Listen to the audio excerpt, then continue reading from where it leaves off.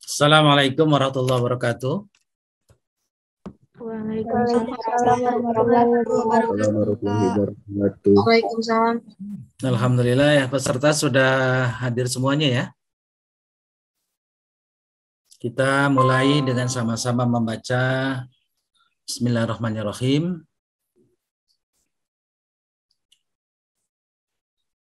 Topik kita hari ini proses komunikasi antar manusia.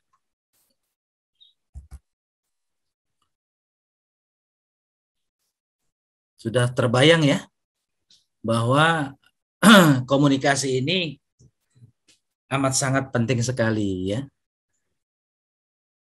Dan kalian beruntung kalau bisa mengikuti materi ini dengan baik ya. Kita coba. Sudah pada siap ya? Pokok bahasan materi ini adalah yang pertama, pengertian komunikasi. Yang kedua, proses dan elemen komunikasi.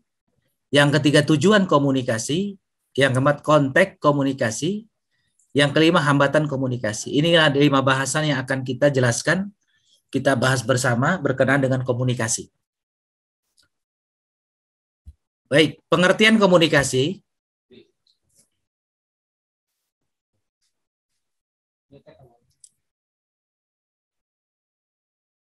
Pengertian komunikasi ya, baik komunikasi pembangunan adalah ilmu komunikasi antar manusia yang berhubungan dengan mengentaskan komunitas dari kemiskinan dan segala bentuknya, ke pertumbuhan dinamis yang mewujudkan keadilan sosial dan kepenuhan potensi manusia. Maksudnya di sini adalah komunikasi pembangunan ini adalah komunikasi di mana manusia sangat penting sekali memerlukan komunikasi agar tidak terjadi gap ya, pemahaman yang salah. Ya, satu dengan yang lainnya. Sehingga terjadi keadilan sosial dan potensi manusia. Manusia ini potensi diantaranya adalah dia punya kecakapan ya, punya kemampuan yang sangat dinamis ya.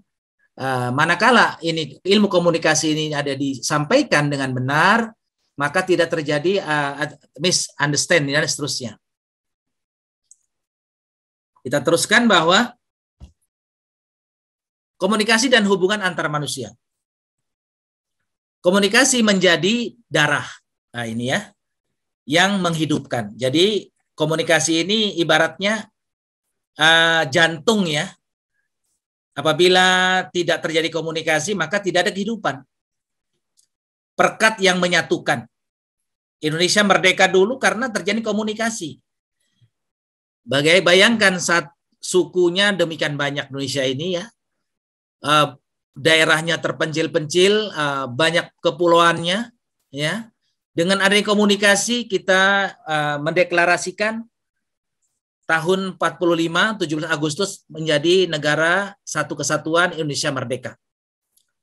Dengan adanya komunikasi, ya. Ada perekat, ya. Pancasila sebagai ideologi bangsa, ya, dijadikan perekat untuk menyamakan persepsi hidup berbangsa dan bernegara. Kemudian juga ibarat komunikasi oli yang memuluskan. Kita adik-adik ini kan mungkin dalam bahasa pemasaran ya, dalam bahasa nanti kepemimpinan ya, manakala komunikasinya tidak dimengerti oleh komunikan, oleh yang kita jadikan objek berbicara, maka tidak terjadi ibaratnya oli yang memuluskan. Komunikasi ini akan melancarkan perjalanan usaha atau bisnis atau proyek atau apalah namanya ya, yang sedang kita jalankan. Manakala komunikasi tidak terjadi ya, bahkan mungkin ada miss ya, belum apa-apa sudah dis ya, atau tidak terjadi deal ya, dan seterusnya. Jadi ibaratnya oli yang memuluskan, tali yang mengikat komunikasi itu ya. Dengan komunikasi yang tadinya renggang menjadi dekat.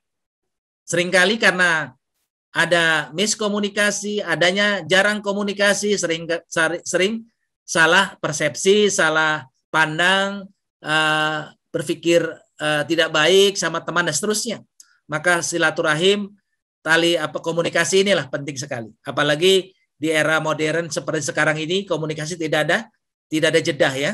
Dulu di zaman saya, zaman surat menyurat untuk komunikasi dengan orang tua ya, menunggu surat itu bulan-bulanan ya, dari tukang pos ya. Setiap ada tukang pos kita datang. Tapi dengan sekarang dengan telepon pintar kita, ukurannya detik, sudah kita bicara di tidak hanya regional, nasional, bahkan internasional ya. Alhamdulillah saya punya anak di Turki ya. Kapan saja ya, hanya beda waktu, mungkin kalau di sini pagi ya, kalau di sana masih malam begitu ya, karena jaraknya hampir 7 atau 9 jam ya. Begitu ya perbedaannya itu. Ya, jadi amat sangat mudah sekali. Tali mengikat. Jadi walaupun jauh ya, fisik boleh jauh, hati tetap dekat. Kemudian juga kekuatan yang merasuk. Komunikasi ini ya akan membuat orang, membuat penyemangat. Misalkan ada teman kita yang sedang gundah gulana, sedang ada masalah ya, itu dengan kita memberikan support, memberikan semacam dukungan dan seterusnya dengan komunikasi yang baik, maka akan menjadi kekuatan. Zat yang menyemen semua hubungan sosial ini ya, ibaratnya menyatukan, mengikat, memerekatkan komunikasi itu. Itulah komunikasi dan hubungan antara manusia yang amat sangat dibutuhkan komunikasi, sehingga tadi itu menjadi darah, menjadi perekat, menjadi oli, menjadi tali, kekuatan dan zat yang menyemen semua hubungan sosial. Sudah kita bayangkan betapa pentingnya komunikasi ini, ya. Baik, komunikasi adalah ilmu dan seni. Makanya dunia sekarang yang menguasai komunikasi, ilmu komunikasi. Ya. Kenapa bangsa Yahudi itu menguasai dunia? Karena dia pegang komunikasi, ya. Jadi yang megang komunikasi dunia sekarang ya orang-orang itu yang sekarang itu ya, orang Yahudi. Amerika yang begitu besar dikuasai Yahudi ya.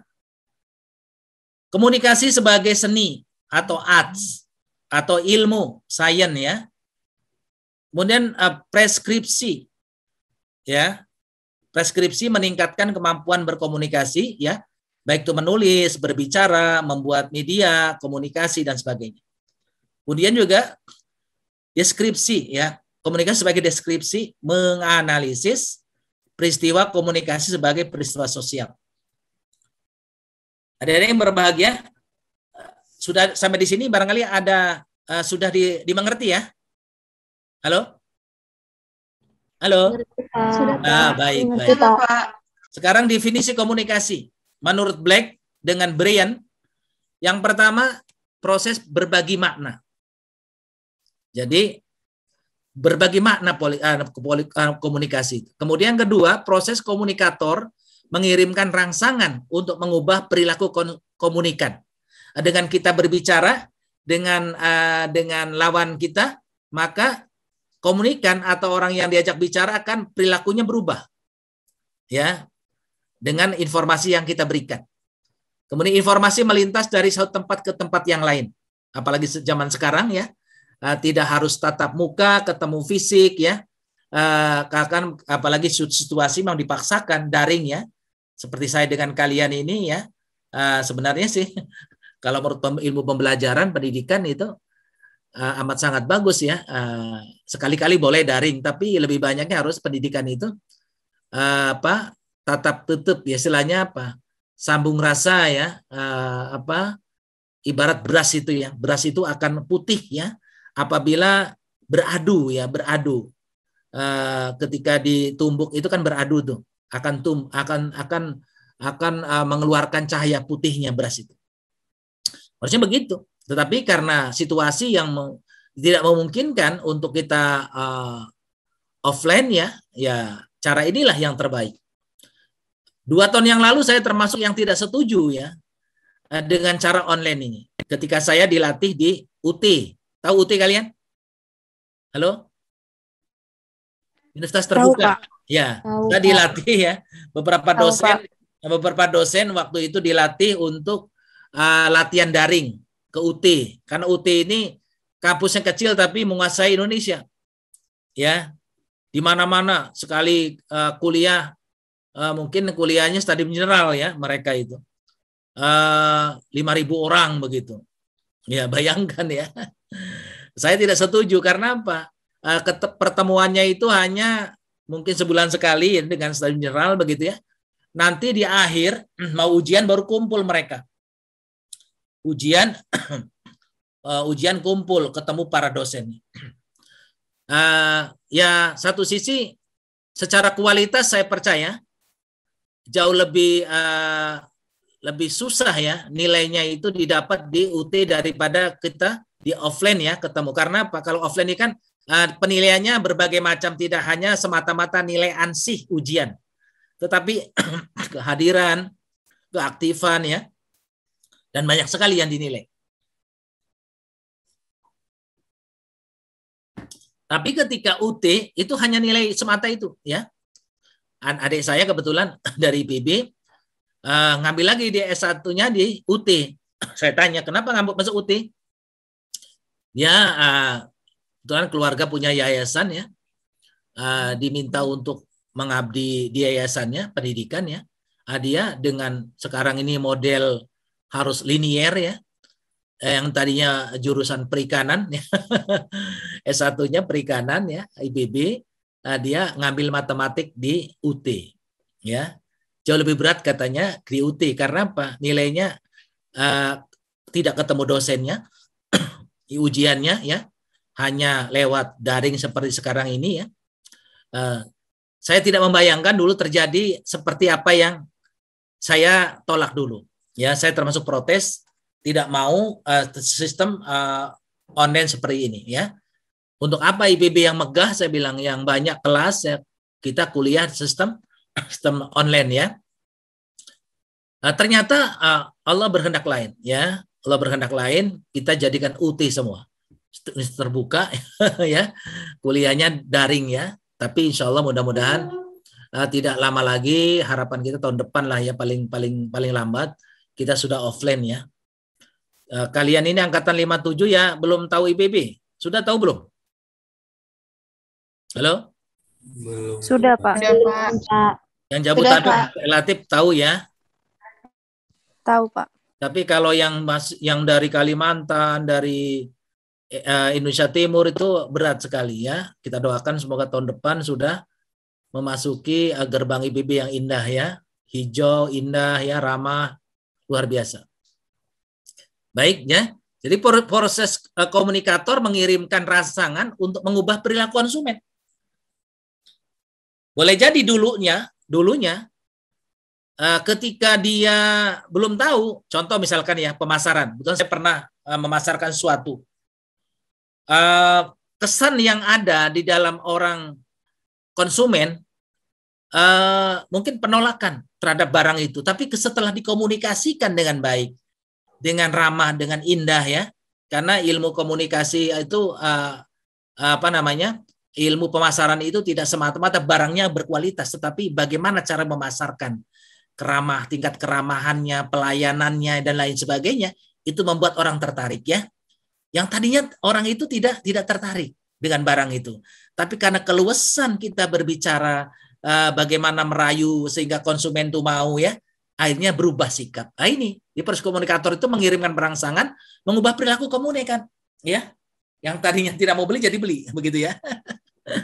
Seringkali itu saya seringkali ketika ada yang nawarkan itu bicaranya bukan semata-mata kualitas barang tapi empati ya. Dia jauh-jauh ya sudah mendatangi rumah saya, kemudian dia ongkosnya berapa dan lain sebagainya. Ketika dia menawarkan dan seterusnya, rasanya berat hati untuk menolaknya. Tentu dia barangnya berkualitas ya. Kemudian juga pengalihan pesan sehingga orang saling mempengaruhi. Jadi dengan komunikasi ini saling ada feedback ya antara komunikator dan komunikan. Prosesnya si A menyampaikan kepada si B melalui saluran C ya. Saluran itu Anda paham ya? Saluran itu macam-macam. Ya, saluran itu bisa media ya, bisa macam-macam. Kita bisa ngomong di koran, bisa ngomong di majalah, bisa ngomong di televisi, itu saluran. Ya, itu caranya banyak. Kan iklan-iklan itu kan pakai saluran ya, salurannya televisi begitu ya, media. Jadi agar diterima kepada si D dengan akibat E. Misal E itu akibat artinya apakah dia kalau menawarkan barang terjadi deal atau tidak ya. Adanya perubahan yang tadi tidak mau menjadi mau atau bagaimana. Baik, menurut yang lain, komunikasi itu menurut M. Quill ya dan Windah, komunikasi itu penyampaian informasi, penyampaian ide, sikap dan emosi dari satu orang atau kelompok ke orang atau kelompok yang lainnya. Ya, menurut Theodorson begitu. Jadi penyampaian informasi, ide, sikap atau emosi dari satu orang atau kelompok ke orang atau kelompok yang lainnya. Kemudian terjadi bila suatu sistem mempengaruhi yang lain, ya, dengan memanfaatkan simbol yang disampaikan melalui saluran yang menghubungkan mereka, ya. Nah, terjadi bila suatu sistem atau sumber mempengaruhi yang lain dengan memanfaatkan simbol yang disampaikan melalui saluran yang menghubungkan mereka. Jadi komunikasi bisa dengan tidak semata-mata dengan bahasa verbal, non verbal juga bisa, ya, bisa komunikasi itu, ya, komunikasi itu. Pernah adik-adik bergaul dengan orang di luar daerah kita ya, itu kalau kita bergaul dengan orang, ada orang Solo nggak di sini? Halo, Solo, ada orang Solo nggak? Halo, adik-adik? Apakah suara saya terdengar? Terdengar, Pak. Dengar, Ada Pak. orang Solo nggak? Nggak ada. Orang Medan? Horas? Saya, Pak. Nah, mohon maaf ya. Jadi kita bayangkan, orang Solo itu lembut sekali. Orang Medan itu lembut sebenarnya, cuman gayanya ya, kata orang Jawa yang lembut tadi dikira kasar padahal tidak. Begitu ya. Jadi itu bisa mempengaruhi itu, ya, mempengaruhi. Kalau alhamdulillah saya pernah baca budaya semua, satu buku ada bagaimana kita memahami budaya antar budaya, kuliah antar budaya ya, komunikasi budaya. Mungkin kalian nanti kalau mau silakan ada di FEMA juga ada komunikasi antar budaya ya. Jadi kita itu bisa ya, bisa memahami gitu. Bahasanya, contoh misalkan, kalau ya apa itu? Kalau orang Jawa ya, jangan itu kan sayur, ya, sayur ya. Tapi kalau orang Jakarta kan jangan pun dilarang, kan ya. Nah, itu juga itu adalah harus kita memahami itu, ya, memahami bahasa mereka itu. Ketika kita disuguhi sayuran, dia cerita ini jangan ini ya. Ini padahal sayur sop, ini jangan sop, ini jangan ini sayur ya. Kemudian juga apalagi ya, yang seringkali orang Jawa dengan orang Sunda pemahamannya berbeda ya.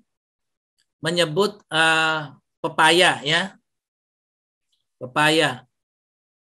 Apa itu kalau istilah orang Jawa? Pepaya itu apa sebutnya kalau orang Jawa? Kates, Pak. Kates. Kalau pisang orang Jawa nyebutnya apa? Gedang. Nah, ini. Gedang itu kalau orang Sunda tuh kates. Ya. Ya, gedang tuh kates orang Sunda, ya. Gedangnya di Sunda itu katesnya orang Jawa. Ya, itu kan ya. Jadi ini bahasa yang disepakati. Dan kita kalau mau field trip ya, harus menguasai dulu bahasa daerah yang kita datangi. Sehingga jangan sampai miss komunikasi. Apalagi kalau sudah dengan negara lain ya. Kalau kita yang umumnya kan kalau geleng kepala itu kan tidak setuju. Di negara tertentu ada yang geleng sekap kepala malah setuju. Kalau ngangguk malah nggak setuju gitu. Ya. Apa itu simbol pemain bola itu ya? Ketika ngangguk dikiranya setuju padahal wah ya tidak setuju. Nah, ini hal-hal yang sifatnya dari sumbernya harus kita kuasai karena mempengaruhi apa goalnya, tujuannya. Ya, dalam bahasa negosiasi pemasaran harus kuasai itu ya. Maunya konsumen maksudnya apa ini ya, begitu ya. Contoh lain yang paling ini ya. Ada anak nangkap belut atau nangkap lele ya. Kata anak Jawa ya. Apa? Lele sebutnya apa lele? Jawa. Ya. Kata orang Sunda cokot. Orang Jawa nyebutnya cokot kan? Cokot itu diambil. Ketika menangkap kan dicokot. Ya. Cokot-cokotnya, belutnya cokot. Nah, orang Sunda. Orang Jawa, orang Sunda nyebutnya cokot itu diambil. Ya, kasar itu. Tapi orang Jawa nyebutnya cokot itu digigit. Masa sih orang belut mentah suruh nyokot begitu kan? Itu kan persoalan. Ya, persoalan ya. Jadi harus difahami itu. Orang Sunda pengertian cokot itu adalah mengambil ya. Orang Jawa memahami cokot itu menggigit. Nah, ini harus clear dulu ya. Clear dulu, persamaan frekuensi dulu. Harus disamakan ya. Ternyata cokot dengan ambil itu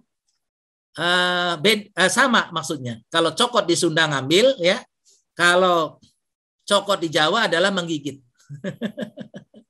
Ya harus persamakan persepsinya ya. Begitu. Jadi penting sekali nih, penting sekali ya. Kalian orang yang mempelajari komunikasi harus bisa sampai ke sana itu. Ini adik-adik yang ngambil manajemen ini ilmunya kan sangat luas sekali terkait dengan pemasaran dan seterusnya. Karena objek pemasaran itu kan bukan semata-mata orang yang ada di lingkungan kita saja, tetapi berbagai macam manusia, ya, berbagai macam budaya, pengalaman dan seterusnya. Masih definisi komunikasi, tidak semua komunikasi berlangsung antar manusia. Ya, tidak semua. Saya pernah menyaksikan ya, begitu hebatnya si pawang, si yang punya soang atau apa ya, apa bebek ya, kemana saja itu yang punya pergi itu nyamper itu, ya, luar biasa itu. Artinya ikatannya luar biasa. Terjadi komunikasi pemiliknya itu dengan si bebek tadi. Demikian juga saya perhatikan yang punya sebelah rumah saya yang punya anjing ya.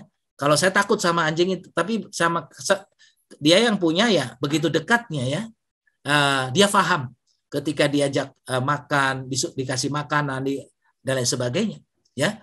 Jadi komunikasi itu begitu ya, tidak selalu dengan manusia. Bisa dengan hewan juga. Tidak semua peserta hadir pada saat yang sama. Ya. Nah, ini dengan sistem daring ini nanti ya bisa mudah-mudahan Februari sudah mulai offline ya. Dan sistemnya begitu. Tidak ada istilah alpa, tidak bisa tidak hadir. Mungkin yang hadir 50% di kelas karena terbatas aturan misalkan ya. 50%-nya lagi bisa daring, begitu. Bisa dilakukan begitu. Ya, dengan prokes yang ditentukan tidak boleh penuh kelasnya. Maka 50% di kelas, 50% di luar, bisa begitu ya. Tidak semua peserta hadir pada saat yang sama, tapi pesannya sampai semua. Berlangsung melampaui batas waktu dan ruang ya. Bisa seperti kasus sekarang ini ya, yang ada di Medan tadi bisa ya, itu ada kebaikan dari daring itu. Ada yang ada di pelosok manapun juga kalau jaringannya bagus bisa, tidak harus datang ke IPB begitu. Ada positifnya ya, tidak melalui ongkos dan seterusnya. Tidak semua berlangsung dengan kata. Tidak semua berlangsung dengan kata, ya, bisa dengan simbol-simbol. Tidak selalu memerlukan 2 orang atau lebih, ya. Inilah. Jadi komunikasi ini demikian luas ya pemahamannya. Sekarang kita teruskan proses dan elemen komunikasi. Ya, pertama dinamis. Jadi komunikasi dinamis sekali. Sistematik, ya. Jadi unsur yang berinteraksi saling mempengaruhi, ya. Jadi dinamis berkembang komunikasi. Unsur-unsurnya komunikasi itu adalah komunikator, sumber dari orang yang menyampaikan pesan, ya. Kemudian penerimanya komunikan, namanya pihak ya yang menerima informasi. Kemudian pesannya sesuatu yang dikirimkan sumber kepada penerima, salurannya ya. Saluran itu bisa bentuknya tadi saya katakan ya, macam-macam. Kendaraan pesannya itu banyak ya, bisa media bisa elektronik, bisa media surat kabar dan seterusnya, bisa koran dan seterusnya. Akibat hasil atau respon menerima atas pesan, ya, bagaimana responnya? Umpan baliknya bagaimana, begitu ya? Jadi begitu, umpan baliknya bagaimana respon penerima terhadap apa yang disampaikan tadi. Difahami ya unsur komunikasi ini? Jangan lupa ini kata kuncinya ini. Komunikasi itu memiliki unsur sumber, penerima, pesan, saluran, akibat, dan umpan balik. Ya. Kemudian tujuan. Tujuan komunikasi. Untuk memberitahu, untuk membujuk, untuk menghibur. Tujuan daripada komunikasi itu menurut Berlo adalah untuk memberikan informasi, memberikan gagasan, pemikiran, perasaan, dan sejenisnya, membujuk, mengubah perasaan, emosi ya, dari tidak suka menjadi suka, menghibur, menyenangkan seorang, seperti apa, pelawak ya, itu komunikator juga. Mereka itu. Kemudian apa lagi yang itu? Selain pelawak apa lagi itu? Yang apa itu namanya? Yang kayak pidato tapi dia dengan seni, apa itu namanya? Halo? Halo? Paham nggak? Halo? Itu tujuan pidatonya untuk menghibur juga bukan, Pak? Menghibur juga. Apa itu namanya? Parodi. Saya nangkapnya ini sih, mungkin stand up komedi gitu. Iya, semacam komedi gitu. Persis. Ya, komika, ya stand up komedi. Iya. Stand up Itu komedi. termasuk komunikasi itu. Termasuk komunikasi. Ya. Intinya bagaimana menghibur orang, pesannya sampai, tapi dengan cara menghibur begitu ya. Macam-macam caranya. Kalau membujuk ini kampanye nih. Membujuk itu kampanye, itu komunikasi juga. Ya. Sehingga dia memilih, ada pemilihan RT misalkan, dia membujuk ya dengan berbagai macam ya, sehingga tadi tidak suka menjadi suka. Itu komunikasi. Kemudian masih tujuan ya, menurut Di Vito, penemuan diri ya, melalui komunikasi dengan orang lain, seorang akan semakin mengenal dirinya sendiri dan juga lebih mengenal orang lain. Kemudian memulai memelihara hubungan dengan orang lain, mengubah perilaku ya, sikap dan tindakan, bermain dan menghibur diri. Jadi tujuannya ini tadi ya, macam-macam ya bentuknya itu. Tujuan komunikasi ya, memberi pemahaman yang tepat ya, memberi pemahaman yang tepat bagi komunikan. Jadi kalau komunikasi kan sasarannya agar kita bisa dimengerti oleh orang lain ya. Tentu kalau kita orang itu sempurna kayak kita ya dengan bahasa yang lugas, tegas ya, cakap, efektif dan seterusnya. Tapi kalau dengan orang yang mohon maaf ya, kekurangan ya, difabel misalkan, tunarungu ya, dan sebagainya ya sudah barang tentu dengan cara bahasa mereka ya, dengan cara bahasa mereka ya, ada bahasa apa itu yang ada tunarungu, tunanetra ya, ada itu ya, ada bahasanya. Apa bahasanya itu istilahnya? Halo? Braille ya? Halo? Tulisan tulisan Braille ya? Ya kan? Nah ya, kalau lihat di TV juga ada yang tangannya bergerak-gerak gitu ya. Nah, begini-begini. Itu punya arti itu ketika tangannya dua, ketika begini dan sebagainya. Ya. Nah, jadi kita harus bisa intinya mempengaruhi sikap komunikan. Ya kalau bahasanya dengan orang yang normal Insya Allah seperti kita itu kan bahasanya gampang sekali. Tapi dengan orang-orang yang difabel itu kan kita dengan bahasa mereka, ya, sehingga nyambung apa yang kita harapkan. Jadi seperti itu harusnya, ya. Kemudian kita teruskan konteks komunikasi. Nah ini, ya. Saya mau tanya nih ya, biar kalian juga yakin sudah paham ya, biar komunikasi, biar aktif. Komunikasi intrapribadi itu bagaimana itu? Siapa yang tahu? Halo? Saya akan panggil Mediana. Iya, Pak. Halo. Menurut saya komunikasi intrapribadi itu komunikasi yang terjadi di dalam diri kita, Pak. Misalnya, contohnya kalau misalnya saya lagi pengen makan siang apa nih, kayak ada perdebatan di dalam diri itu, pengen nasi goreng atau bakso atau gimana gitu, Pak. Lebih ke pemikiran sendiri-sendiri gitu, Pak, kalau yang intrapribadi. Oh, bagus sekali ya. Jadi bahasa yang terjadi komunikasi dialog antara kita sendiri kan ya. Satu pihak nasi goreng pengennya, kemudian pengen bakso kan ya. Mana nih kan gitu. Itu bisa terjadi pada tubuh kita ya, pemikiran kita ya, untuk dialog sebelum kita mengambil keputusan. Ya. Begitu. Kita lihat dari sisi efisiennya, efektif dan seterusnya, dari sisi gizi dan seterusnya ya. Kita pertimbangan matang.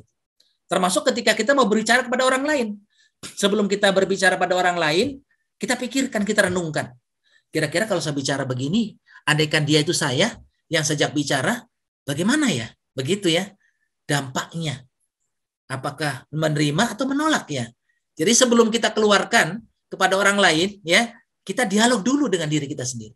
Itu komunikasi intrapribadi.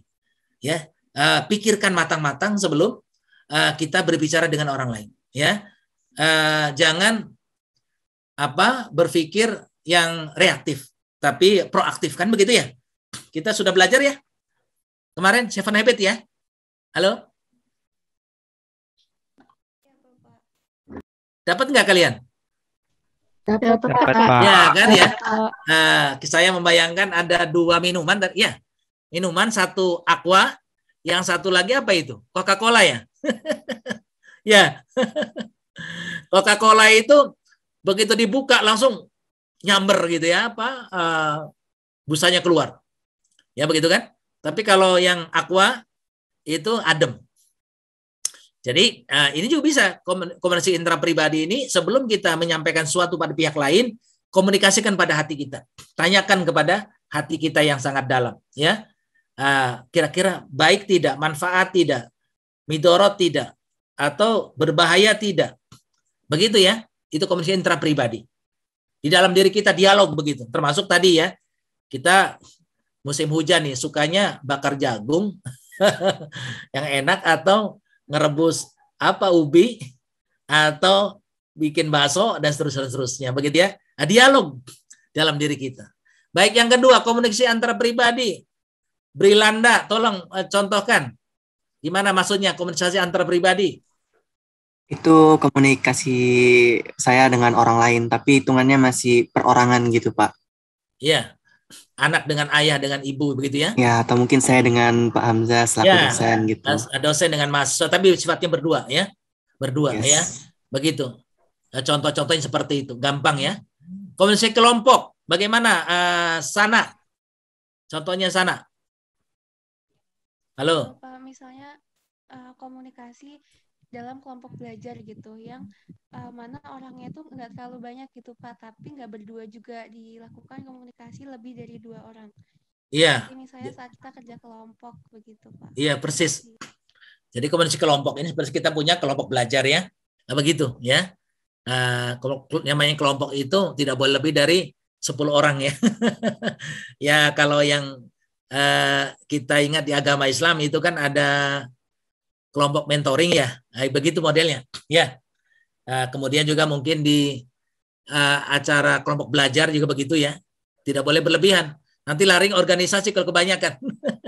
Ya, kelompok itu terbatas ya, minimal 3, banyaknya 10 orang lah begitu ya, kelompok itu. ya. Kelompok bersepeda kan begitu, kelompok apa? Senam ya, kelompok apa? Mancing, kelompok apa lagi dan sebagainya, banyak kelompok. Kemudian komunikasi publik. Siapa nih? Haris Matul. Jen, silakan. Apa nih masuk komunikasi publik? Halo? Halo Bapak, Haris Matul. Ya, ya. Contohnya apa yang masuk komunikasi publik? komunikasi yang ada di antara masyarakat umum Bapak. Contohnya gimana? Ya kayak dengan satu masyarakat dengan masyarakat lain Bapak. Iya, contohnya gimana? Eh, Yang realnya.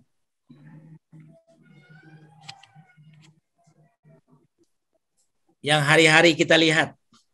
Kalau di sekitar saya kayak semisal masyarakat yang sedang melakukan kerjasama atau kayak ronda dan lain sebagainya Bapak. Atau mungkin ketika kepala desa memberikan pengumuman kepada warganya seperti itu Bapak. Persis, ya. Kepala desa, ya. Nah, dia Iya. mengumumkan pidato. Nah, begitu ya.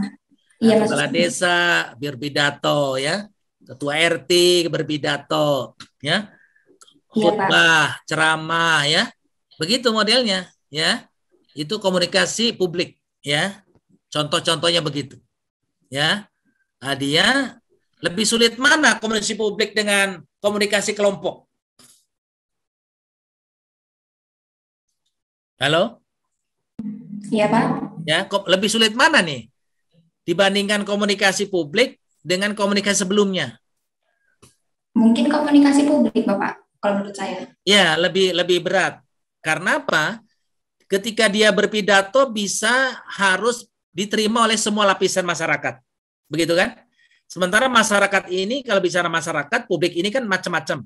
Aspek pendidikannya, umurnya ya. Pahamnya kalau ceramah itu, termasuk itu yang dipikirkan. Nyampe nggak materi ini ya? Maka ditanya, yang hadir nanti siapa? Yang hadir, Pak, macam-macam orang, Pak. Wah, ya. Jadi harusnya itu komunikasi yang kita sampaikan ke publik itu bisa semua menerima. Baik kalangan dia akademisi ya, yang sekolah maupun yang tidak sekolah, ya. Baik itu dari kalangan orang kaya maupun orang yang biasa. Jadi harus mampu kita menyerap inspirasi dari mereka semua. Jangan sampai ada yang ditinggalkan di dalam ketika kita berpidato. Semua dari misalkan di situ ada orang tua, ya, ada akademisi, di situ juga ada petani, di situ juga ada nelayan, dalam pengertian umum ya, petani lah gitu ya. Kemudian ada juga pebisnis, di situ juga ada anak-anak misalkan. Gimana cara mengemas pembicaraannya? Inilah yang sangat unik ya.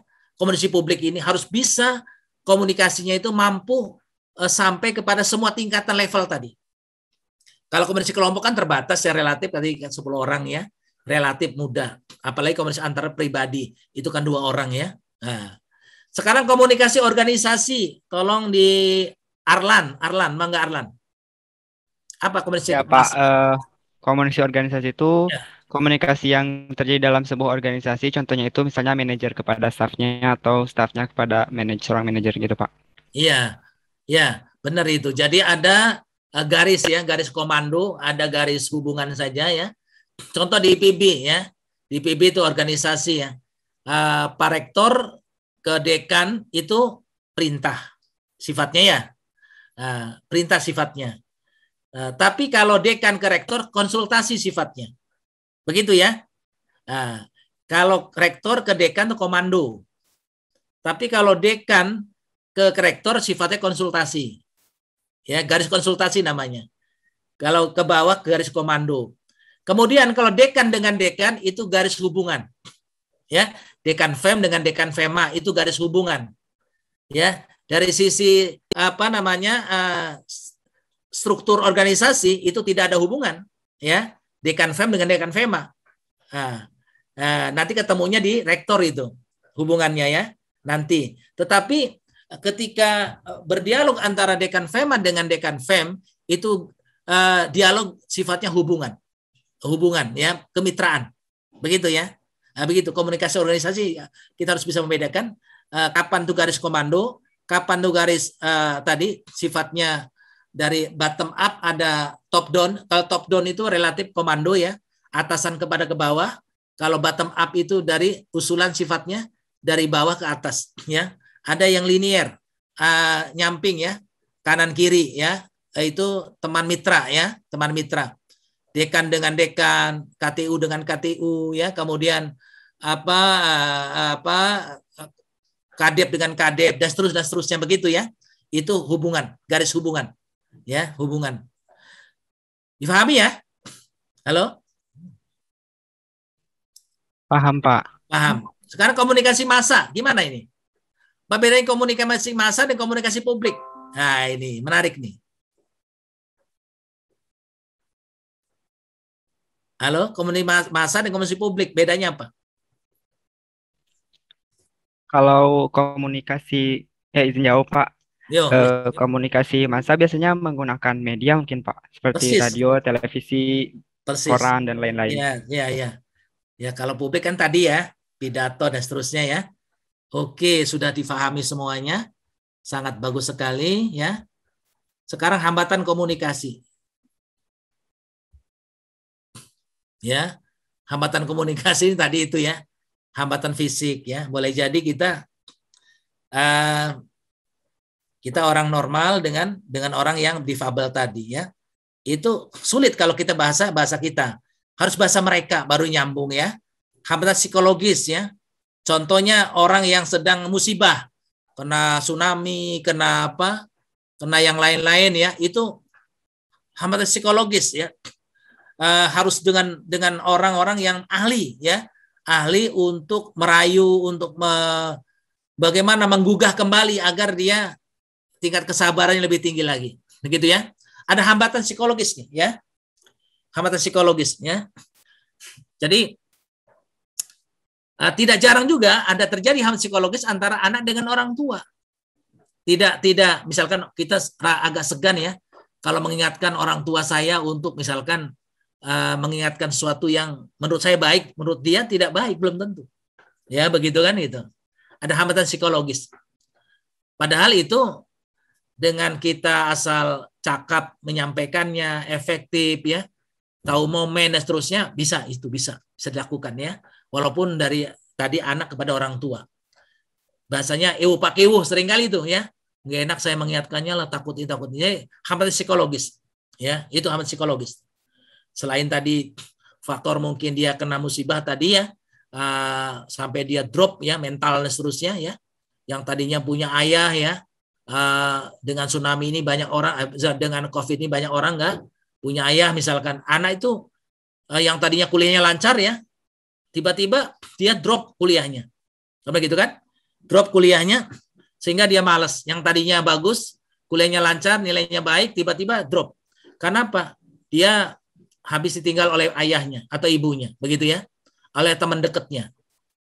Ya begitu ya. Ada hambatan psikologis.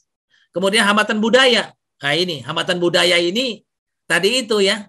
Kita harus tahu betul budaya mereka. Tadi bahasa mengangguk itu apakah setuju atau tidak. Saya dulu tahun 90-an ya, era Pak Harto itu saya baca buku.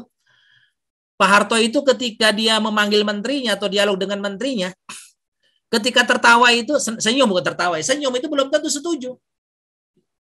Nah ini ya, di budaya ini penting sekali kita paham ya. Budaya waktu itu Pak Harto ya, senyumnya belum tentu setuju. Umumnya kalau kayak saya senyum kan setuju ya. Ketika ada teman saya ngajak dialog dengan saya, dia ngomong cerita bla bla bla, nawarkan sesuatu, saya senyum. Secara umum senyuman saya itu menjawab bahwa saya setuju dengan apa yang disampaikan. Tapi ternyata Pak Harto tidak. Ya, ketika menterinya menyampaikan laporan bla bla bla bla bla tentang sesuatu yang sudah dikerjakannya, senyum dia. Ternyata senyumnya belum tentu senyumnya setuju. Jadi kita harus tahu budaya ya, budaya orang lain ya yang diajak bicara. Kemudian hambatan bahasa. Bahasa ya, bahasa. Ya, tadi itu ya. Tadi Kates di Jawa itu kates di Jawa itu pepaya, ya. Ternyata di Sunda itu sebutnya gedang, ya. Gedang itu adalah pepaya, kates, ya. Itu hambatan budaya, hambatan bahasa itu. Jadi kates di Jawa adalah pepaya, pepaya di Sunda adalah gedang. Nah, gedang beda lagi kalau di Jawa adalah pisang. Wah, itu persoalan lagi, ya. Jadi harus paham itu. Hambatan bahasa, ya. Harus kita paham betul, ya, bahasa. Yang dimaksud itu apa itu? Ya. Ternyata tadi itu pisang, ya. Gedang di Sunda adalah pepaya, ya. Orang nyebutnya di Jawa kates, ya. Ternyata gedang di Jawa itu pisang. Ya, begitu ya. Kemudian hambatan kecakapan teknologi. Wah, ini juga, ya. Ini tidak jarang. Kenapa para pembicara itu, saya ketika menyaksikan Eri Ginanjar, ya, kenapa hebat sekali. Ya, ketika ternyata apa? Sound systemnya itu, ya, penyanyi-penyanyi, ya, termasuk penyanyi-penyanyi katanya, ya, dia punya mic tersendiri, ya, untuk membaguskan suaranya itu sendiri, ya. Tidak jarang karena hambatan teknologi, ya, yang tadinya lancar, ya, tidak lancar, jaringan dan sebagainya. Kalian kuliah merasakan, sudah saya paham juga merasakan, tiba-tiba mati, ya, jaringannya dan seterusnya, sehingga terjadi miss. Kemarin, ya, ini kasusnya adik-adik, ya, ketika wawancara mahasiswa yang harus dapat beasiswa karena dia mohon maaf, ya, mahasiswa tidak mampu, ngadu ke Pak Hamzah. Pak Hamzah, saya minta bantuan dong. Apa itu? Ponakan saya masuk IPB kok kena UKT 4 juta. Padahal orang tuanya nggak mampu, ya, nggak kerja, rumah aja ngontrak. Terus apalagi saya bilang, coba inilah UKT 4 juta. Akhirnya saya, karena datanya itu dikasihkan ke saya, kebetulan saya adalah tim pewawancara untuk KIP, ya, namanya. KIP itu adalah beasiswa orang tidak kurang mampu, ya. Saya sampaikan kepada IPB, mohon maaf, saya bilang ini ada masyarakat mengadu anaknya tidak dapat beasiswa, padahal dia menurut saya, mohon maaf, sebagai pewawancara sudah sangat layak, karena KIP itu diperuntukkan untuk orang tidak mampu seperti rumahnya ngontrak, ya, masih lantai tanah, ya, kemudian nggak punya kerjaan tetap dan seterusnya. Tapi ini kok UKT 4 juta. Saya cross check, saya tanya kepada Dr. Yusalina, bagian kemahasiswaan, teman saya satu ini di BIKA, bimbingan konseling. Ada apa ini, Bu, kok sampai nggak dapat? Ditelisik, ditanya, telusuri, ternyata ketika wawancara dengan yang bersangkutan, mahasiswanya itu, ya, ternyata apa? Putus, tidak nyambung, ya, jaringannya tidak bagus, sehingga miskomunikasi, sehingga dia kena UKT 4 juta. Alhamdulillah, dengan izin Allah saya bisa membantu, ya, menelusuri dan sampai ada informasi lagi balik dari keluarganya, bukan dari IPB. Alhamdulillah, terima kasih Pak Hamzah. Anak saya, ponakan saya beasiswa. Terus bagaimana, ya, dengan UKT yang sudah saya bayarkan, dapat utang-utang itu Pak Hamzah. Saya datang lagi IPB, tanya lagi bagaimana UKT yang sudah dibayarkan. Karena waktu deadline sudah waktunya hari itu harus bayar, kalau enggak ya bisa enggak kuliah. Enggak apa, jangan takut nanti dikembalikan. Jadi gitu, ini hambatan kecakapan teknologi, kasus seperti itu, ya. Bisa salah tafsir, salah pengertian. Alhamdulillah kita cross check, ya, kepada IPB, dan tepat orang itu menanyakan ke saya. Saya adalah bagian dari orang yang alhamdulillah sudah sekian lama menjadi tim pewawancara yang alhamdulillah yang dipercaya untuk menentukan layak atau tidak layak seorang dapat KIP, ya. Termasuk juga beasiswa yang lainnya, beasiswa prestasi, beasiswa yang lain-lainnya. Hambatan lingkungan ini faktor lingkungan, kita tahu adik-adik, ya. Komunikasi hambatan lingkungan. Contoh misalkan, kalau kita lagi-lagi nih Lingkungan ini faktor pendidikan mungkin yang tidak sama dengan kita ya. Kita kalau kita ingin bicara dengan masyarakat, jangan bahasa kita, bahasa masyarakat ya. Datangi tokoh-tokohnya. Kalau saya begitu lobby di masyarakat, kalau ingin membawa ide, gagasan ke masyarakat, kita tidak langsung mengadakan rapat dengan masyarakat umum, tetapi datangi tokoh-tokohnya, tokoh masyarakat, baik tokoh dari tokoh masyarakat ya, yang apa, tokoh tua, tokoh muda, tokoh taninya, tokoh wanitanya. Intinya orang-orang yang jadi kata kunci lah ya. Setelah kita ketemu dengan orang-orang tadi, tujuan gagasan yang akan kita sampaikan deal dengan mereka. Baik Pak, kalau gitu kita rapat. RT sudah setuju, RW sudah setuju, rapat umum. Ternyata di rapat umum itu yang bicara orang-orang tadi. Ya, orang-orang tadi, tokoh-tokoh kunci tadi yang sudah kita datangi udah clear, nggak ada masalah. Ya itu hambatan lingkungan. Ya, kalau kita tidak bisa membawa diri kepada lingkungan yang tadi tentunya berbeda dengan kita ya. Kita orang kota dan lain sebagainya, pendidikannya tinggi ya. Kita harus bisa beradaptasi dengan lingkungan tersebut ya, maka kita akan mudah ya komunikasi dengan masyarakat. Ini pengalaman pribadi saya, Pak Hamzah, ketika tinggal di satu kampung kota ya, kebetulan kampung saya itu di apa namanya di kota Madia, tapi kampung sekali. Sekarang sudah kota banget ya. Harganya pun yang zaman dulu tahun 2097 saya beli di situ ya, masih 50.000, sekarang sudah minimal 5 juta ya. Bahkan gara-gara ada tol ini sudah sampai 12 juta per meter ya. Begitu. Ketika tahun pertama Pak Hamzah nggak ditegur, kenapa ini? Kok saya nggak ditegur ya? Tahun pertama ya. Ternyata faktornya apa? Ya, faktornya ternyata saya tidak cocok dengan lingkungan itu. Orang lain tidak menganggap, wah nggak cocok Pak Hamzah ini ya. Begitu. Sebentar ya, sebentar, mohon maaf. Sebentar.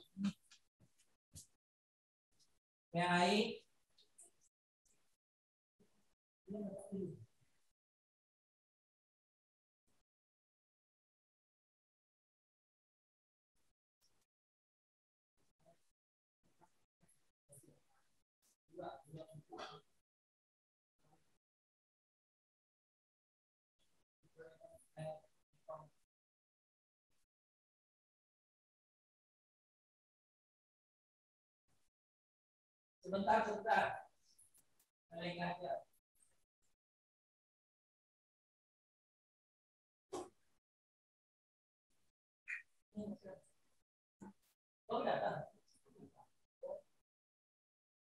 Lagi PKI. Bikin topik deh. Ngomong. Ya, mudah-mudahan sampai sini.